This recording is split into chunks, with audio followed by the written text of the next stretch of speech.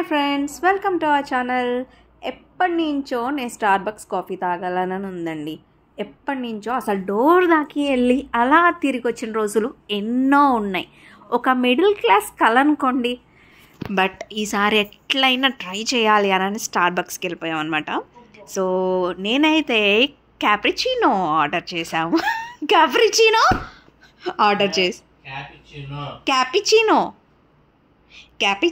Order చేసామన్నమాట.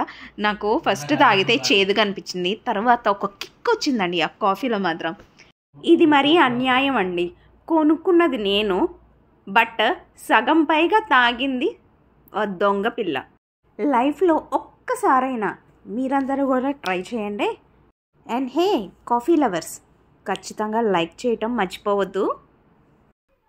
Please like and